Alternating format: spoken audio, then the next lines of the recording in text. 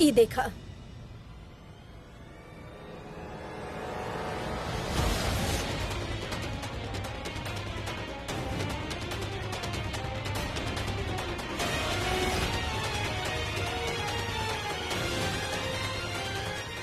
ये वीडियो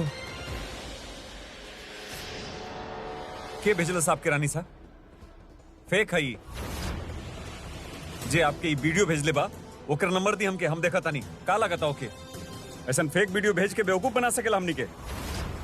शर्म आवे के चाहिए ऐसे लोगन के। ई वीडियो रानी सा ई फेक है, नकली है ई। आप ई बेफुजूल चीज पे भरोसा करके आप परेशान मत होगी रानी साहब। रानी साहब बिरजू और रानी दोनों के जाने नहीं हम, उनके साथ बलिया में रहल बानी। दोनों के बीच दोस्ती के अलावा कोई और रिश्ता नहीं खे रानी साहब। ऊपर से आप देखी ना बिरजू के कपड़ा देखी। बिरजू ऐसा कपड़ा ना पहने ना। जे भी आपके वीडियो भेजले बा वो सिर्फ उनके दोस्ती का नाम खराब करने का कोशिश करता। ओकरे कोशिश के आप नाकाम कर दी ये वीडियो के डिलीट करके। और आप कहीं ना जाता नहीं रानी साहब, इस सामान हम रखा था नहीं।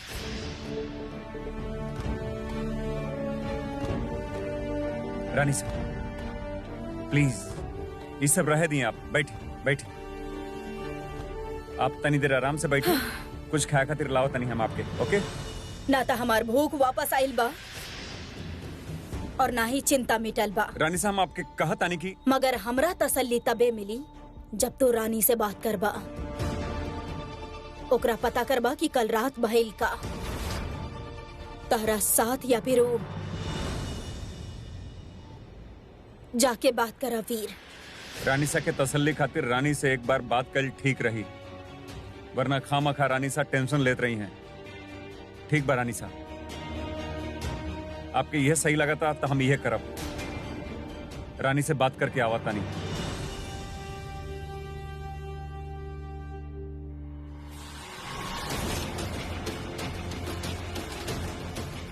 ताश में हुक्म के इक्का एक हो खेला और रानी 4। एक चाल बेकार भइल बा, 3 अभी भी बाकी बा। एक बात त तय बा वीर कि तोहारी प्यारी रानी के राजावत परिवार छोड़े के ही होई।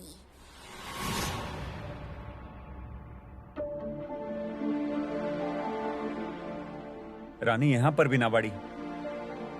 का बात बा बिरजू, नया कपड़ा में एकदम चमकता रहा। हाँ दुबई में हम ऐसा ने कपड़ा पहनत रहा, फिर गांव चलाई नहीं, सोचनी जैसन देश वैसन भेष। और वैसे भी कुर्ता पहन पहन के बोर हो गई रानी हम, ता सोचनी ई पहन लेता नहीं।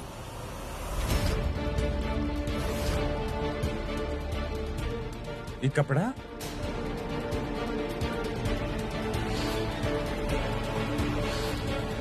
ये तो वह कपड़ा है जो वीडियो में रहे।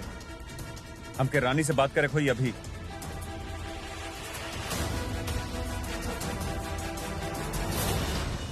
अजीब लगा था का, अजीब के था पता ना, पर अब गरीब नहीं खा लागत। तारीफ करत रहे कि ताना मारत रहे ससुरा। इससे पहले कि बहुत बड़ा कंफ्यूजन हो जाओ, हमके रानी से बात करे खोखी। पर रानी बाड़ी कहां? ब्रो विक्रम, आपसे कुछ जरूरी बात करे के बाद। का भेल? आप ठीक बानी? ये जौन हॉल में मंडप सड़ल बा, एकर बारे में कुछ कहल चाहब आप? का मतलब? सीरियसली आपके अब भी फर्क नहीं के पड़त? ब्रो ये मंडप आपके और क्यारा के शादी के मंडप बा, पता बना आपके? आप कब मानव कि आप भाभी सा के बिना ना रह सके नहीं? ब्रो हम जाना तनी कि शादी आप दोनों की मर्जी से ना भइल रहे, लेकिन किस्मत आप दोनों की मिलोनस तक कोनो वजह हो कि ना। आपके अपन प्यार के खोए के डर नहीं है?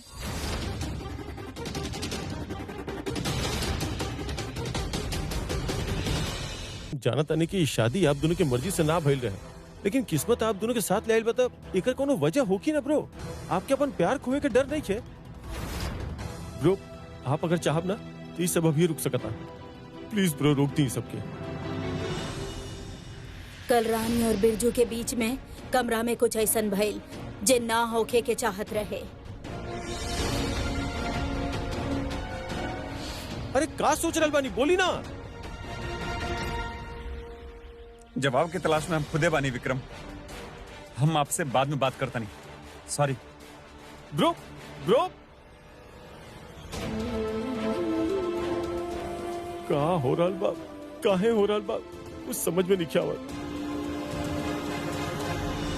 गांव से गोवा आ गनी, लेकिन सूरती देवी की कमी अब तक न महसूस होल। जाने ला काहे? काहे?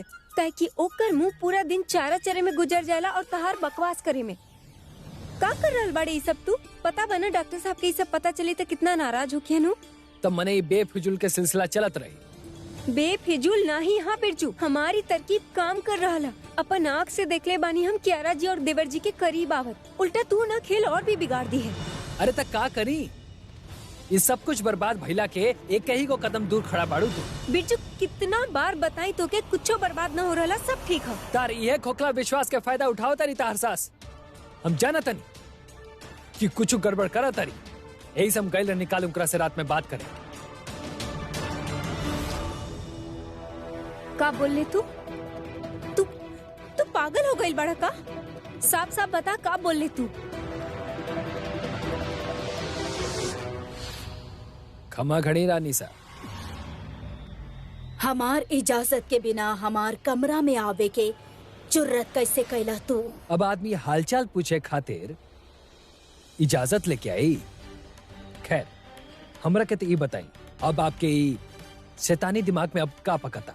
यू एक मिनट बताए से पहले ये समझ ली कि ना तो हम चंपा हैं कि जौन आपके हर बात में गाय खानी सर हिलाए, और ना ही वो जय राजा बाबू जौन आपके हर इशारा पे कठपुतली खानी नाचे। चेतावनी देवे आयल बनी आपके रानी के अगर कुछ भी बुरा कही नहीं तो हमसे बुरा केहू ना हो। सड़क पर जब लंबा गाड़ी निकलेला ना तो एगो कुत्ता सबसे ज्यादा भौंकेला, और जब वो गाड़ी अगर रुकेली तो कुत्ता सबसे पहले दुम दमा के वहां से भागेला, समझला? आप हमरा के डराई, धमकाई और चाही तो अपन डॉक्टर बेटा के बोल के हमके जैसे बाहर फेंकवा दी, पर रानी के साथ कुछ गलत करके सोचे भी मत। हे माता रानी, का करे हमें बेवकूफ के? दिमाग का घास चरे गई हा? बिना कोनो सबूत के इसी कट्टा चला के आ गए हवा में? ऐसे करेला का कोई? सबूत ना चाहिए हमरा रानी। जब हम कहा था नहीं कि रानी सा कुछ गलत करा तारी तो हमरा बात पे भरोसा काहे नहीं के तारा? देख बिरजू, जे करे के रहे तू कैला, अब हमार बात ध्यान से सुनो।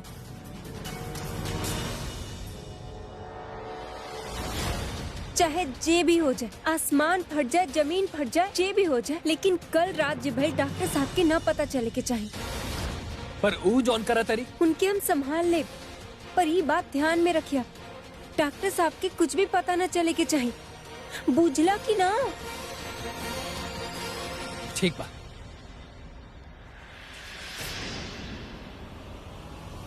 रानी,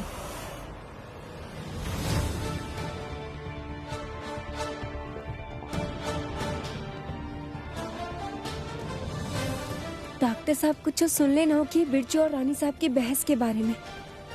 बचा लिया माता रानी।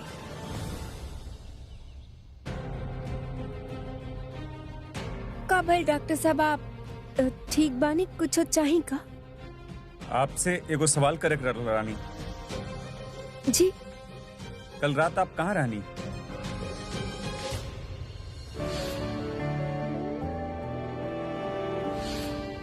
आप बार बार ही एक के सवाल काहे पूछ रहल बानी?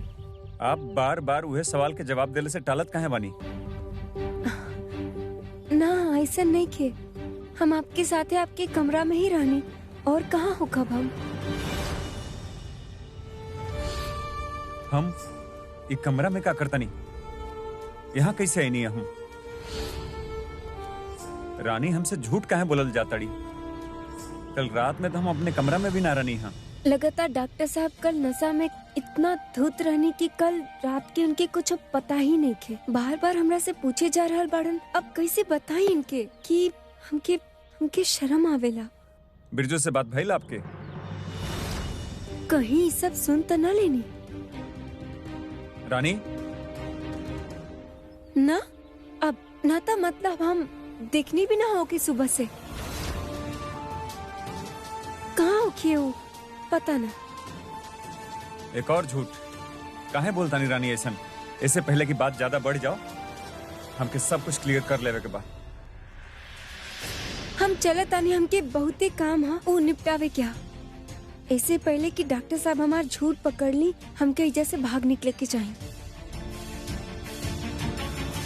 चाहे जे कुछ भी हो जाए, आसमान फट जाए, जमीन हिल जाए, लेकिन कल रात जे भी भाई वो डॉक्टर साहब के न पता चले के चाहिए। बिरजू से बात भइल आपके? ना तो माने हम देखनी भी ना हो के सुबह से। अब कहाँ होगी हो पता ना। कल रानी और बिरजू के बीच में कमरा में कुछ ऐसन भइल जे ना होके के चाहत रहे। पहले रानी सा के वो वीडियो दिखावल, फिर बिरजू के सेम उहे कपड़ा पहन के हमारे सामने आवल, और फिर रानी का झूठ कि हम कल रात उनके साथ रहनी। का होता ही बिरजू के साथ मिल के कौन सच छुपाओ ताड़ी वो? और काहे हम रानी से सच के मांग करता नहीं तो काहे झूठ पर झूठ बोलल जाताड़ी? हमके उनसे साफ साफ बात करे को कि का लागता मॉम जे हमनी प्लान कैले बानी उ पूरा होगी? काहे कि अभी तक तो भाई के भरोसा ना हिलल बा।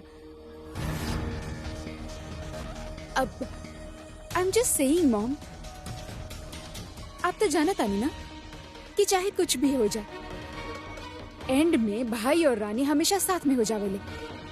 बाना जाए हम तो किडनैप तक करके देख लेनी, लेकिन रानी के वीर से और वीर के रानी से अलग कल बहुत मुश्किल बा रानी सा। रानी के किडनैप करे के प्लान जेकर भी रहे बहुते बकवास और बेकार रहे।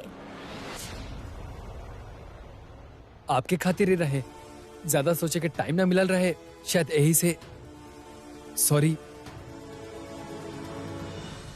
ए बार उनका रिश्ता के तोड़े के प्लान डिफरेंट बा, ऐसे रिजल्ट भी डिफरेंट होई।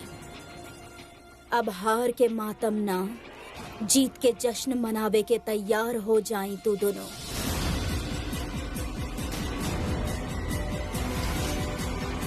अरे कहाँ लेके जाते रहो हमरा के? अरे ताका जाके क्या करता रू? बोला ना। क्यों सुन ली? अरे भइल का बा, तू घबरात काहे बारू? बिरजू हमें लगेला डॉक्टर साहब के शक हो गईला। बार बार हमरा से पूछत आने की कल रात के का भइल रहे। तो जॉन भी भइल बा, बोल दऊं का के? अगर तेरा डर लगाता तो हम बोल देता नहीं जाके कि हम रानी साहब से बात कर ले रानी। अब आगे कच्चो ऐसे हरकत मत करिए जिससे डॉक्टर साहब के साथ यकीन में बदल जाए। जब तक रानी से बात ना करब तब तक हमरे दिल के चैन ना मिली। अरे तू उनके जाने ला ही कितना। एक बार कोनो चीज के पीछे पड़ गए ना तो के जड़ तक पहुँचे तक सांस ना आवेला उनके। बार बार पूछत आनी हमरा से कि कल रात के का भइल रहे। आगे कुछ ऐसा हरकत मत करिए जिससे डॉक्टर साहब के शक यकीन में बदल जाए। ठीक बा, तू जैसन कहते रहो तैसा नहीं करे, लेकिन अभी खातिर तो संभाल ले लू ना। हाँ संभाल तो लेनी, वैसे वो भी बड़ा भोला बड़ा। हम जे कहनी मान जायलन, आँख करके विश्वास जी करेला नु हमरा पर ओकर मतलब ई ना कि हम खुलेआम अपन खेल चलावत रही। सोच समझ के संभल के काम करे के होखी, वरना सब बर्बाद हो जाए। हमका कहा तानी ई राज के गमछा में बांध के बक्सा में बंद करके रख, कहे कि एक बार जे बाहर आ गई ना बहुते बड़ा बवाल हो जाए। अरे तू चिंता मत करा, डॉक्टर के कानो कान खबर ना हो। हम बताओ तनी तारा के ये राज ना राज बन के ही दम तोड़ दी, देख लिया। कुछ ना पता चले डॉक्टर के।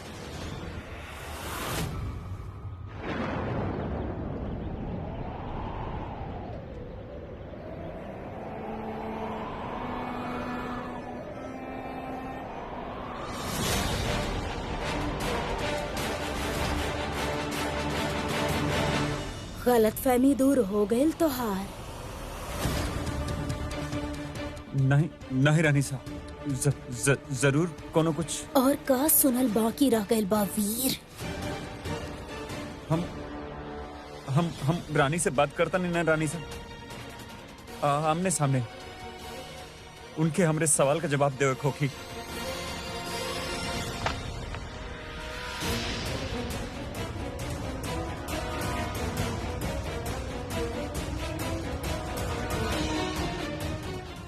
का भइल? हमके लगल जैसे केहू रहे आइजा। अरे होई त अंदर आ जाइत ना, ज्यादा मत सोचा। और सुना, दिमाग ठंडा रखा, सब ठीक बा। काहे रोका तानी हमके आप रानी सा? काहे कि हम तहरा और हॉट होते ना देखे चाहता हूँ। ई दोस्ती सिर्फ एगो पर्दा बा और उ पर्दा के पीछे असली रिश्ता छुपल बा, जे अब तो हर सामने बा वीर।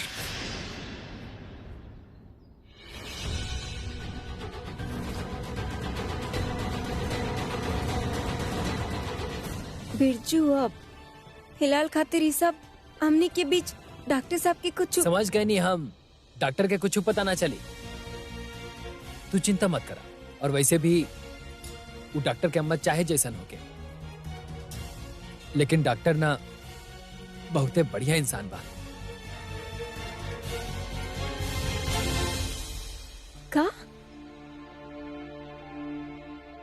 बिरजू, तू पहला बार उनकर तारीफ कर रहल बाड़े? हाँ तब करे के ही पड़ी। बातें ऐसन बा, हमरा के गलत साबित कर देला नु। जब से आइल बानू न, तब से डॉक्टर के को नया रूप देख ले बानी। और ऐसन रूप जो हमरा के अपन राय बदलला पे मजबूर कर देलस। बहुते फिकर करेलन तहार।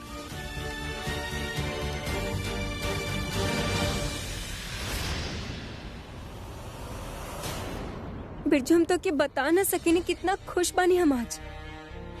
आखिरकार हमार सबसे अच्छा दोस्त के हमार पति पसंद आ ही गइलन। ऐसा लग रहा जैसे अचानक सब कुछ ठीक होके लगल हा। बहुत खुश बानी हम।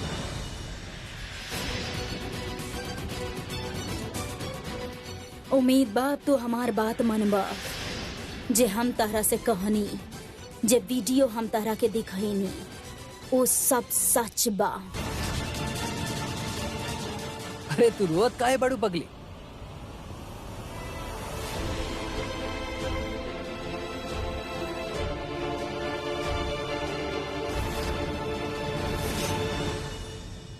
बिरजू, तू ना जाने ला कि हमके डॉक्टर साहब के रूप में कितना अच्छा जीवन साथी मिलल बाड़े। उनकर आंख में हम अपना खातिर सिर्फ इज्जत देखनी हा। बिरजू, कितना ख्याल रखे लनू हमार। और तो और फ्री में इलाज भी कर देवेलन। चुप पगलेट कहीं के। चुप हो जाना तो डॉक्टर के बोल के सुई लगवा दे वहां। आज तक तहरा के, हमरा के, पूरा परिवार के दोनों मिलके बेवकूफ बनाते रहले। शर्म आवेला ई सोच के कि राजावत परिवार के बहू अपन ही दोस्त के साथ।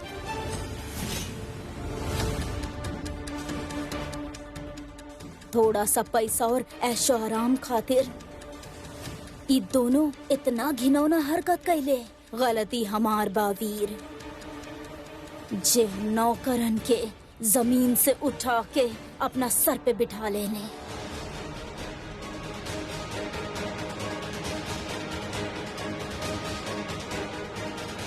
ई देखा वीर, बिरजू के वॉलेट में हमरा का मिलल बा।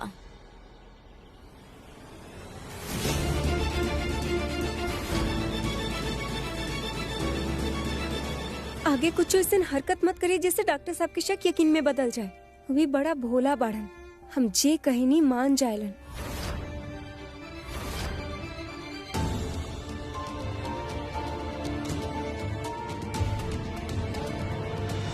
सच्चाई भले ही कड़वा हो खेला वीर, लेकिन आत्मसम्मान खातिर बहुत जरूरी हो खेला। चल, बहुते काम पड़ल हा, सब निपटावल जा। मिला नहीं तोहरा से बाद में। हाँ, जय माता रानी। जय माता रानी।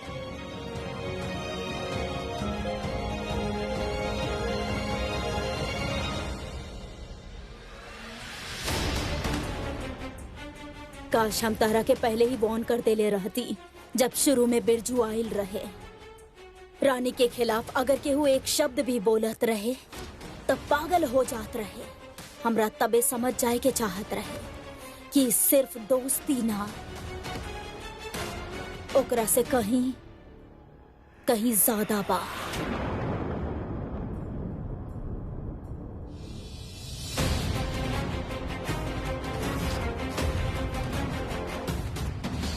आपके और रानी के ब्याह भइल कैसे? आपसे मतलब? अरे मतलब हमसे ही तबा। दमाद बाबू, ये ली बलिया के स्पेशल ड्रिंक।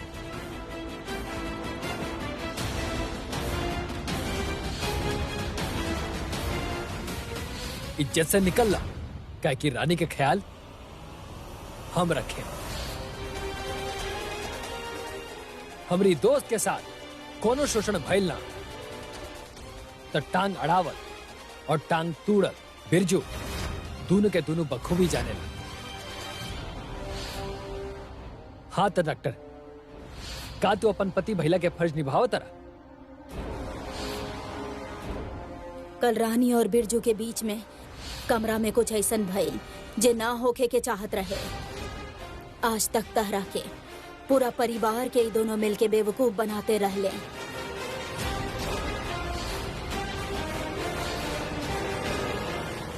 वीर, संभाला अपना आप के।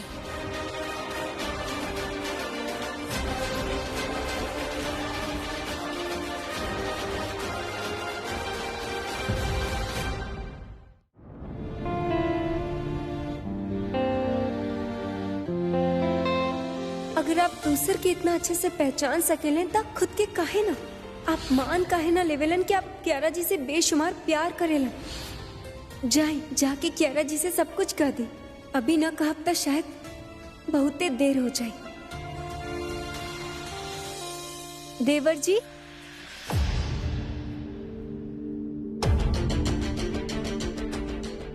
का चल रहा ला?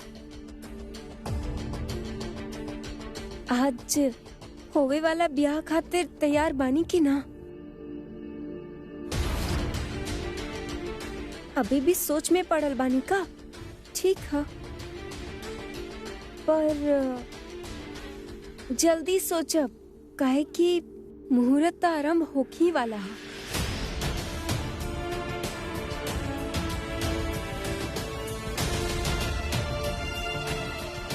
उससे पहले तो तैयार हो ही जाए ना आप। दूल्हा राजा के रूप में ना सही, बाराती तो बन ही जाए ना आप।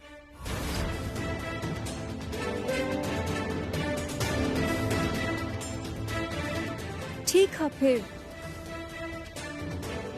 चले तानी हम जल्दी तैयार हो जाए, कहीं देर ना हो जाए।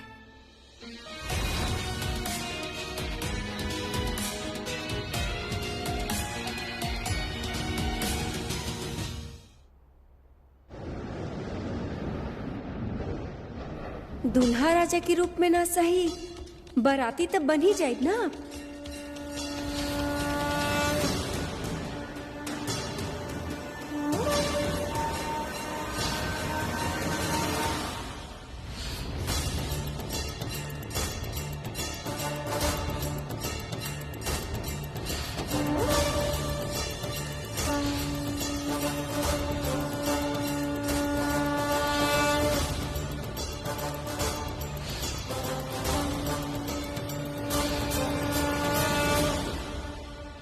देर ना होगी भाभी साहब, शादी होगी, मुहूर्त पे होगी।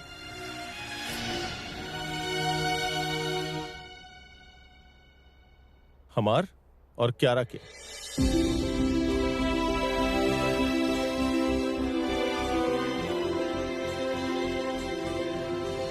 बुड़बक, मतलब आप? हाँ भाभी साहब, हम क्यारा से प्यार करेंगे, हम क्यारा से बहुत प्यार करेंगे, और ये एहसास सिर्फ और सिर्फ आपके वजह से भइल बा भाभी साहब। Thank you. अरे क्या बात है, ये हमार देवर जी ब्याह करे वाला बाड़न।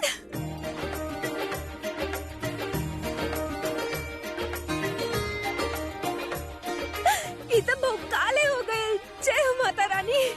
Thank you thank you thank you thank you. आज तो मतलब खुशखबरी की नदी बह जा रहा। बहुत खुश बानी हम देवर जी। बस माता रानी की कृपा से हमनी सबकी खुशी के केहू की नजर ना लगे। भाभी साहब, हम और क्यारा तो एक हो जाए, पर आप और ब्रो आप दोनों कब एक होखम? ओ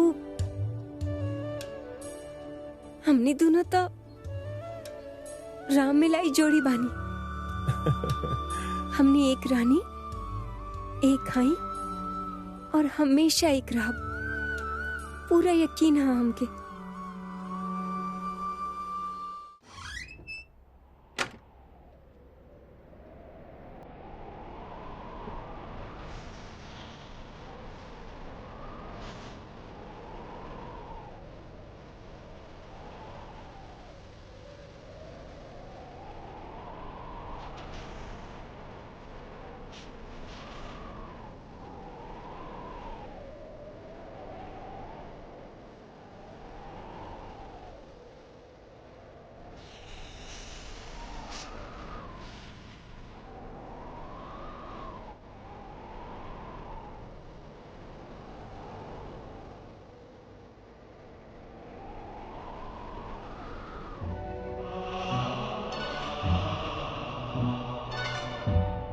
ये हमार धर्म पत्नी है रानी वीर प्रताप राजावत।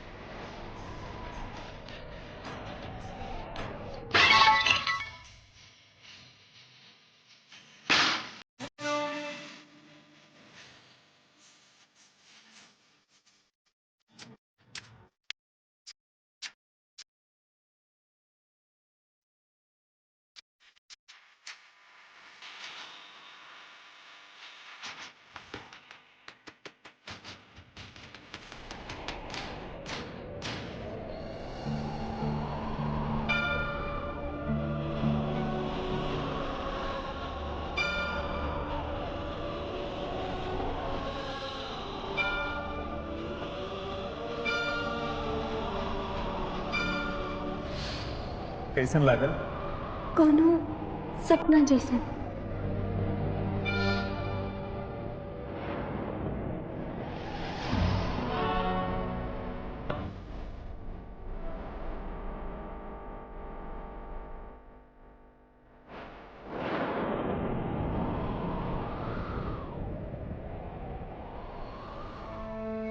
सब कुछ देनी हम आपके रानी,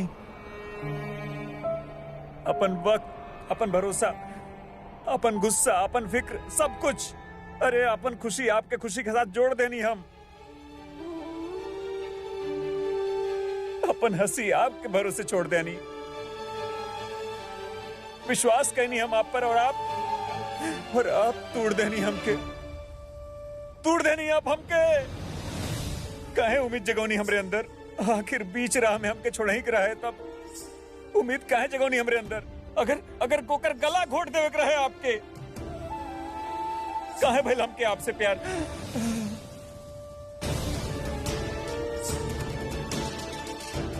अरे काहे जवाब दो हमके। वीर, वीर इतना शोर? वीर तू ठीक तो बड़ा ना? बात करा हमरा से वीर, ऐसे। ओ माय गॉड, खून? ई का कहला तू वीर? वीर का भइल बताइबा?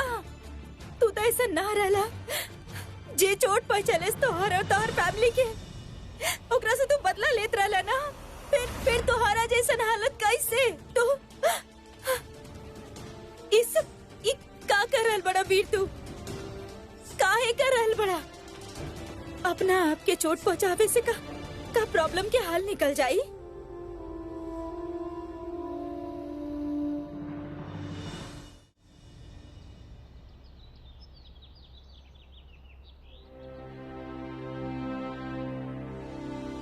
आखिरी वक्त में अगर नंदिनी के तबीयत खराब ना भइल होखत ता आज वो भी हमरा साथे रहती हमार जीत के जश्न देखे खातिर।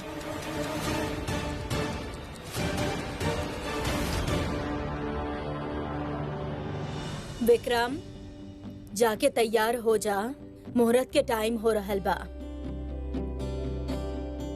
तैयार था जरूर होके के बा मॉम, वो भी दुल्हा के कपड़ा में। और टाइम बर्बाद ना करब। क्यारा के आवते ही हम ओकरा से कह देब कि हम ओकरा से प्यार करेनी।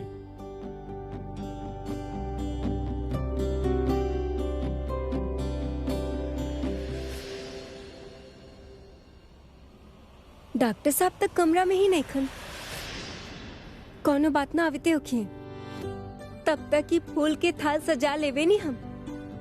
होखे वाला दूल्हा दुल्हन पे फूल जे बरसावे के हा।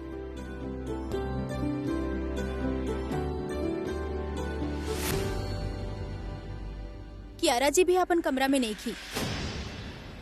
कमरा में नहीं की मतलब कहाँ गई?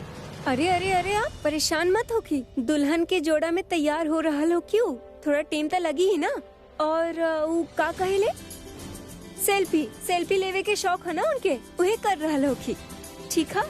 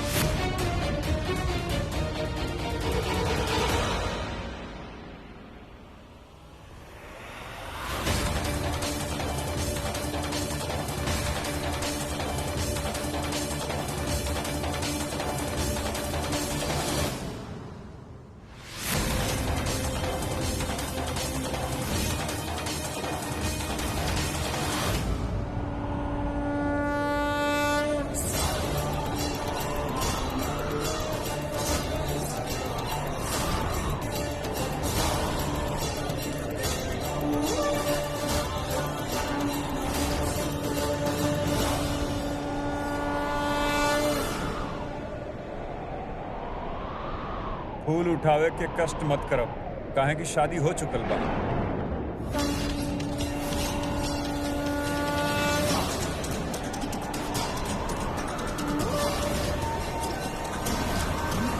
इनसे मिली मिसेस कियारा वीर सिंह राजावत,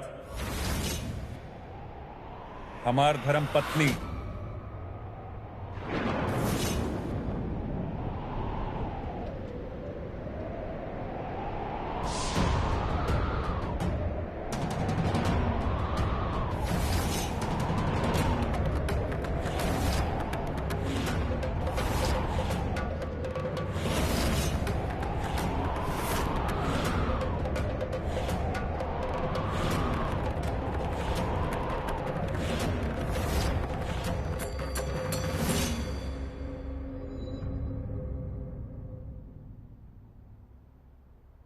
ये सिंदूर, ये मंगलसूत्र, क्यारा तुष।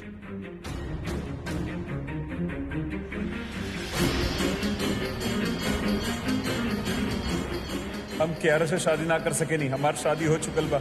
ई हमार धर्म पत्नी है, रानी वीर प्रताप राजावत।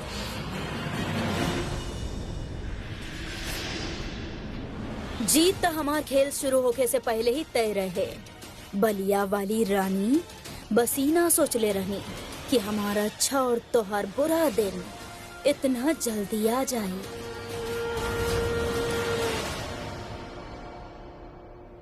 ब्रो आप बताइए हमके ये सब का हो रहा बा? जवाब दे, काहे कह रही सब? हम तो उहे कहनी है जो सब चाहत रहा।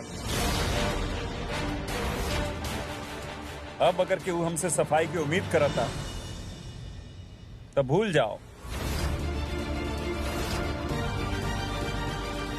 हम केहू के कोनो सफाई दिहल जरूरी ना समझेनी।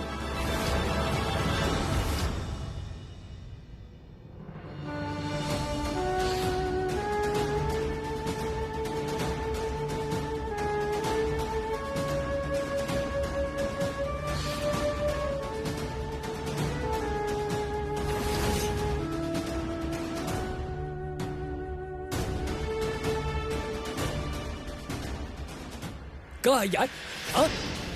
ये सब तनाशाही ना चलिए जा। जवाब तो तारा देवे के ही पड़ी। बोलने रानी ना हम कि रानी के दुख हम बर्दाश्त ना ही करें।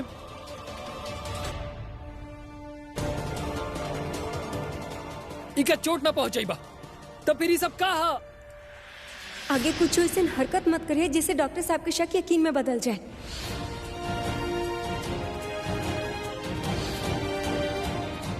वादा तक कईल जाला, तोड़े खाती ना बिरजू।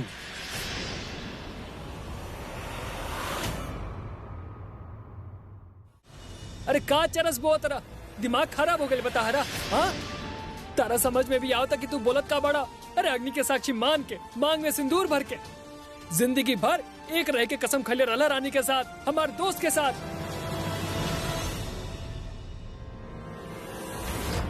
बहुत भोला बाड़न, हम जे कहे नहीं मान जायलन। लेकिन अभी खातिर संभाल ले लू ना। हाँ, पर ओकर मतलब ई ना कि हम खुलेआम अपन खेल चलावत रही। और जोन तारा घर पे 20 साल शिद्दत से नौकरी कैलस, ओकर बेटी के साथ शादी कैले बड़ा तू। ई रानी ई याद दिया तारा के कि भूल कैले बड़ा एकरा के। ई तू ठीक ना कैले डॉक्टर, कानून में एकर सजा बा। जुर्म कैले बड़ा, बहुत बड़ा अपराध कैले बड़ा तू। वो वक्त जो मांग में सिंदूर भरनी वे लिए कहनी कि मजबूरी रहे, वहां से जान बचा के भागे के रहे। लेकिन आज जोन भइल बा वो हमार मर्जी है।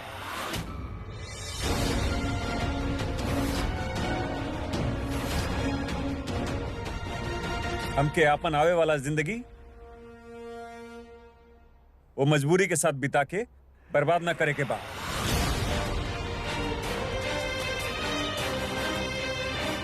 वो कल के झूठ है, ये आज का सच है।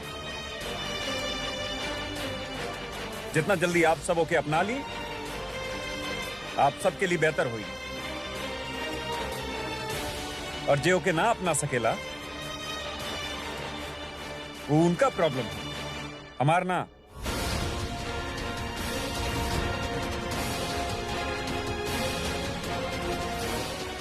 कहे कि हमके जोन कहे के रहा हम कह चुकनी।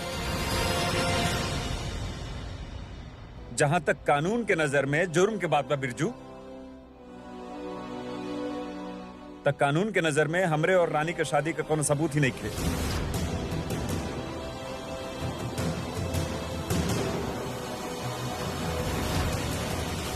तो कैसन जुर्म, कौने बात का सजा? छोड़े ना तारा के ससुरा, जान से मार दे।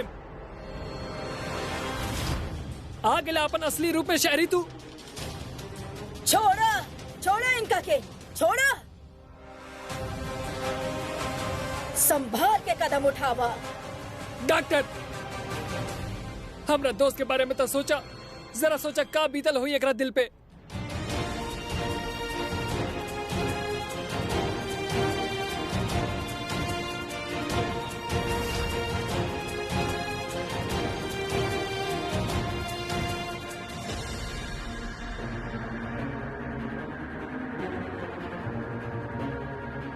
जेके जौन सोचे के बाबू सोचे, जौन समझे के बात समझे। हमके कोनो फर्क ना पड़ेला।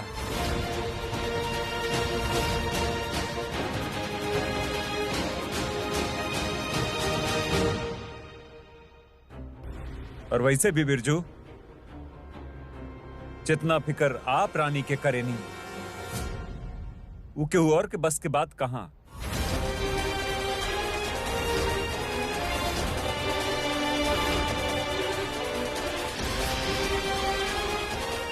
के लिए आप ही इनकर ख्याल रख ली।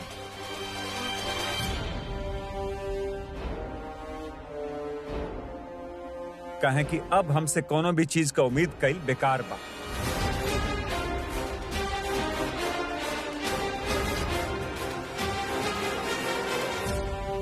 इनकर और हमार जो रिश्ता रहल वो रहल, अब वो खत्म।